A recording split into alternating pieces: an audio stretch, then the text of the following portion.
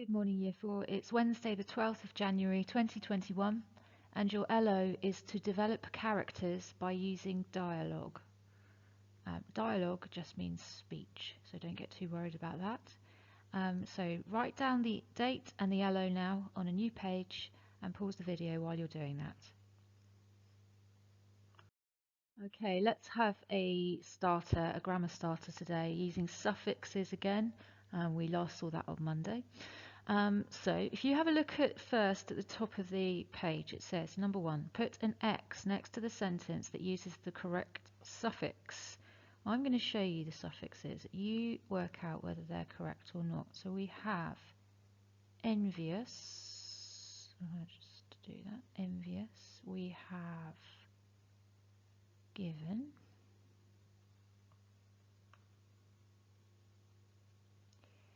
We have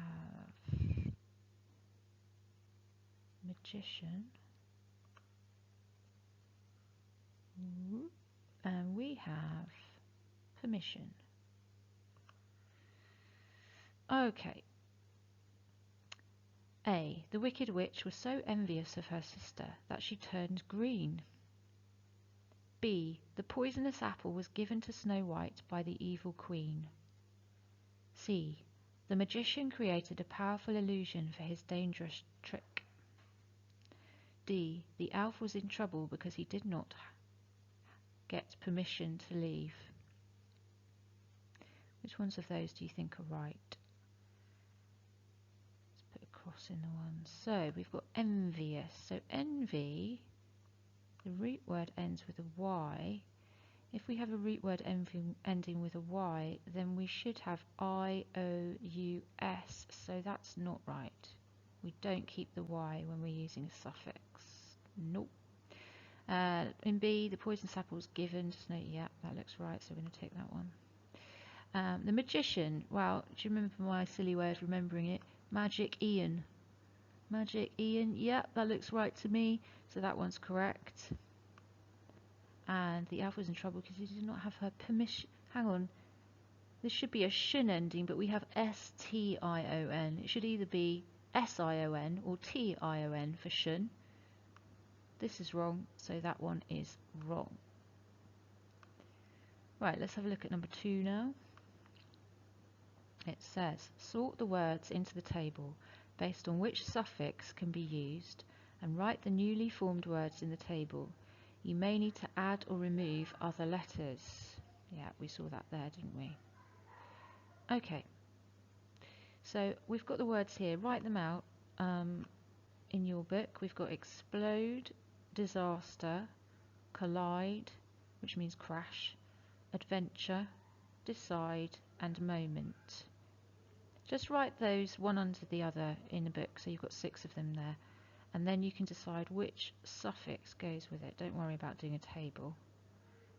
Okay, so next to explode, would you write explodus or explosion? Which one of those is a word, explodus or explosion? So next to explode, write down the correct suffix to use. Now, that one's easy. We know it's explosion, but what we have to do is get rid of the D and the E. So you'll be writing out E-X-P-L-O-S-I-O-N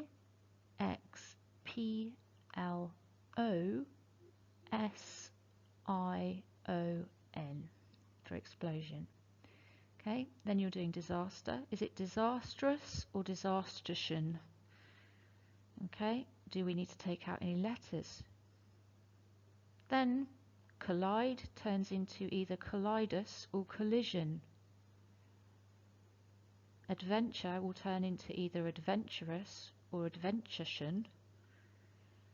Decide will become decidus or decision. And moment will become momentous or momention. Pause the video while you're doing those now. Right, so hopefully you had disastrous. No need to take out anything, you just put disaster and then O-U-S. Collide becomes collision, you need to take out the D and the E. So you should have C-O-L-L-I-S-I-O-N.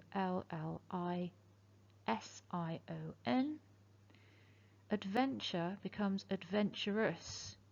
You're going to need to take the E off the end, so you get adventurous. Decide becomes decision. Again, that DE has to go. So you end up with DECISION.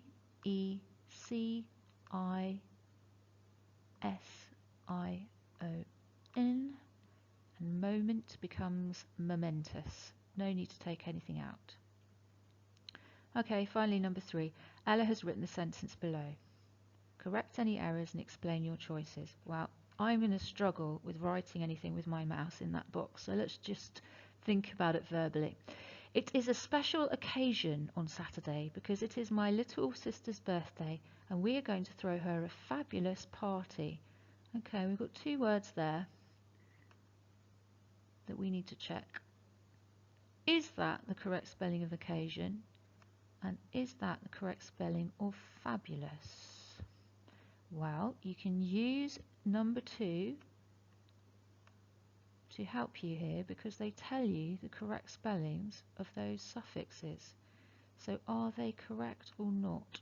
And what should they be? Okay, hopefully you've got it. So occasion should not have a T there. That should be an S. OCCASION. And fabulous needed an O just in there. And do a little arrow. Yeah. Oh no, I can't. It should go just in there. It should be FABULOUS. All right, time to move on to the main learning. Right, yesterday we we planned out Story Mountain Plan.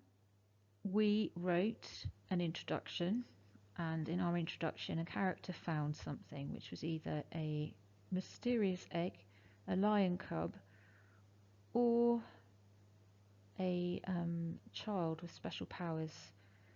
Now we're going to move on to writing the build-up, and in the build-up we're going to use dialogue to develop our characters. Rather than saying, the climber was a very nice man, but the wife wasn't quite so nice, which would be a bit boring. We're going to show what they're like through what they say. And that's how writers use speech or dialogue to develop their characters. They show us what people are like. So let's read the example and then go through it. When the climber returned home to his wife, he opened his coat and showed her the cub sleeping next to his chest. "You fool," said the wife bitterly. "What do we need with a new pet, and one that will eat us when it's grown up?" "But my dear," said the climber, "the animal would have died if I hadn't brought it home for food and shelter." The wife looked at the little lion and her heart softened. "We will feed it for now, but I warn you, lions are supposed to be kings of the wild. They can't live like pets." "We shall see," said the climber. "Let him know love and warmth, and let's see if lions can be pets." Right. You might remember some of the rules of speech or dialogue, and let's just check I followed them all here. So first of all, have we used speech marks around the things that are said? The first thing that the wife actually says is, "You fool." I'm just going to highlight that. Actually what she says is, "You fool." And yes, we have the speech marks around it. We have the punctuation inside, so in this case we have an exclamation mark because she's probably a bit angry, I think. So that's the exclamation mark. We also have a capital letter. Perfect. Right. So we've got speech marks, we've got capital letter and punctuation, and we've just got that around what she actually says. "You fool," said the wife bitterly. "What do we need with a new pet?" So the next thing she's saying is that, what do we need with a new pet? Again, can you just check for me, please? Have I put in the speech marks in the right place? Ah, there's no speech marks here. Why is that? Because she carries on talking. Right. We don't need them there because she carries on talking. And one that will eat us when it's grown up.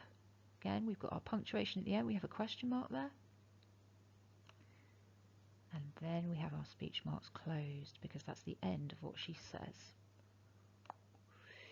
Okay, now we have a new line for a new speaker. This time the climber's going to talk, and he says, "But my dear." And then he says, "The animal would have died if I hadn't brought it home for food and shelter." Okay, just check for me. Did I get my punctuation inside the speech marks there? Did I put my speech marks in? Yep. Yep. Remember, you have a comma inside there if the sentence isn't finished yet. We always have a capital letter at the beginning of speech. Yeah. Okay, so again, we're swapping lines. Why? Because now it's going to be the wife talking. The wife looked at the little lion, her heart softened. "We will feed it for now." That's what she actually says. So I highlight that bit. "But I warn you, lions are supposed to be kings of the wild. They can't live like pets." Again, we have, sorry about my wonky lines, and we have our punctuation inside our speech marks. And a new line for a new speaker. "We shall see," said the climber. "Let him know love and warmth, and let's see if lions can be pets." Right, so we know we've got the rules of speech right. What do we learn about the characters? Well, I can infer that the wife is a bit more, or a bit less soft than the climber. Would you agree? He's obviously very soppy about this cute little lion. The wife's a bit more practical. The first thing she thinks about is the fact that when the lion grows up, it might eat them because it's a wild animal. We've got the beginnings of the argument here, and that's really important for our story, because without that we don't really get any build-up. If everyone agrees, there is no story, so we have to have this disagreement. We've got the climber that thinks the lion can be like his pet dog, and he's going to train it to love him. And we've got the wife who thinks, no, lions should be kings of the wild. How are you going to use something like this in your story? So if they found a child, what is the child's potential? Does one character not want the child to use their special powers and the other one does want them to use them? And why? So think about your character's reasons. My character, the wife, thinks the reason why is because she doesn't want to get eaten by a wild animal. Okay? So there has to be a good reason for what they think and what they believe. Have a think about it now. Pause this while you're having a think about how you're going to work this in your story. Right, so it's your turn. You are writing the build-up of your story, and that's all I want you to do today. You need to aim for your characters having at least 4 exchanges, so saying at least 2 things each, like mine did. You need to follow the rules of writing dialogue. So capital letters to start speech, speech marks around what is said, punctuation inside the speech marks, and a new line for a new speaker. Okay, there's an example. "You write it like this," said the teacher. "No problem," said the amazing Year 4 student. "I'll do that right now." Okay, if you need to pause this or go back to it, the rules are written down clearly for you here. So really, really try today to get the writing dialogue bit absolutely perfect. Write your build-up now and use dialogue or speech to show what your characters are like. So in this bit, the character has arrived home and showed the other character what he found. They discuss it. That could be quite a big argument, or it could just be a bit of a fierce discussion.